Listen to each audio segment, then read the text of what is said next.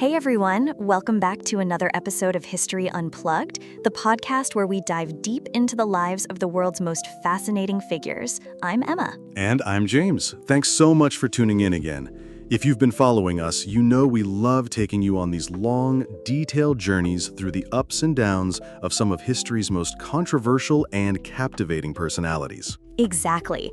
And today, we've got someone who has been at the center of media headlines for decades, whether in business, entertainment, or politics. Love him or hate him, his story is full of twists, turns, and larger-than-life moments. We're talking about none other than Donald J. Trump, the 45th President of the United States. That's right. And before we jump in, don't forget to subscribe to our channel, like this podcast, and share it with your friends. It really helps us grow and bring you more episodes like this. So let's roll it all the way back. Donald John Trump was born on June 14, 1946 in Queens, New York City. He was the fourth of 5 children in the Trump family. His father, Fred Trump, was already a successful real estate developer, while his mother, Mary Ann MacLeod Trump, had emigrated from Scotland. Donald's childhood was pretty privileged compared to most kids in New York at that time, but even then, people around him noticed he had this big personality. He wasn't exactly the quiet, sit-in-the-corner type of child. In fact, he was often described as energetic, outspoken, and sometimes even a little mischievous. And because of that energy, his parents decided to send him to the New York Military Academy when he was 13. Now, that might sound harsh, but it wasn't unusual for families at the time who wanted more discipline for their kids. Exactly. And in many ways, the military school shaped him. It gave him structure, but it also allowed him to develop leadership qualities. He thrived in a disciplined environment, and he stood out among his peers. After graduating from military school in 1964, Trump started his college years at Fordham University, but after 2 years, he transferred to the Wharton School of the University of Pennsylvania, which had a prestigious real estate program. He graduated in 1968 with a degree in economics. What's interesting is that even back then, Donald was already talking about making it big. He wasn't just thinking about joining the family business quietly. He wanted to expand it, to make it more glamorous, more visible. Right. After college, he officially joined his father's company, Elizabeth Trump & Son. At the time, Fred Trump's business focused mostly on middle-class rental housing in Brooklyn, Queens, and Staten Island. It was profitable, but not flashy. And that's where Donald saw his chance. He wanted to bring the Trump name into Manhattan, to make it synonymous with luxury. That was a bold move, because Manhattan real estate was incredibly competitive, but it showed his ambition from the very beginning. By the 1970s, he was already taking on projects that would put his name on the map, like the renovation of the Commodore Hotel into the Grand Hyatt, and then, of course, the construction of Trump Tower in the 1980s. Ah, yes, Trump Tower, that glittering skyscraper on Fifth Avenue in Manhattan. That building really became a symbol of his brand: gold, luxury, and larger-than-life presence. The 1980s were kind of a golden era for Donald Trump. He expanded into casinos in Atlantic City, built hotels, bought up properties, and really branded himself as this flashy, wealthy mogul. He also became a public personality during this time. He wasn't just a businessman working behind the scenes. He was showing up in magazines, newspapers, even talk shows. He loved the spotlight. But things weren't all smooth sailing. By the early 1990s, his empire faced massive financial trouble.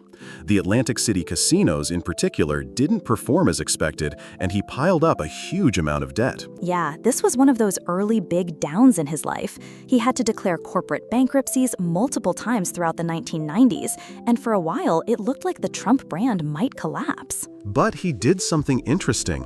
He reinvented himself, not just as a businessman, but as a brand. His name itself became his product. He licensed it to buildings, golf courses, and merchandise worldwide. And that branding move kept him afloat. It also set him up for what would become his next big chapter, his entertainment career. Oh yes, the 2000s. This is when Donald Trump became a household name, not just for business, but for television. Exactly. In 2004, he launched The Apprentice, a reality TV show where contestants competed to work with him. And honestly, that show was huge. The famous line, "You're fired," became a cultural catchphrase. Millions of Americans who didn't know much about real estate suddenly knew Donald Trump as this sharp, decisive, no-nonsense businessman on TV. And let's be honest, The Apprentice did wonders for his image. It made him relatable to middle America.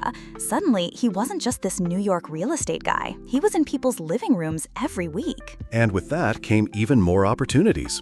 Books, appearances, and more brand deals. He was now firmly in the world of celebrity culture. Now here's where things get really interesting. Trump had flirted with politics before. In fact, as early as the late 1980s and 90s, he talked about running for president, but most people didn't take it seriously. That's right. He even ran briefly under the Reform Party in 2000, but didn't go far. But by the mid-2010s, things changed. In 2015, Donald Trump officially announced his candidacy for president as a Republican. His campaign launch speech was, let's say, controversial right from the start. Absolutely. His style was direct, sometimes inflammatory, and unlike any other politician. Some people loved that he was blunt and not politically correct, while others found his rhetoric divisive. But regardless of where you stand, there's no denying that he tapped into a strong base of support.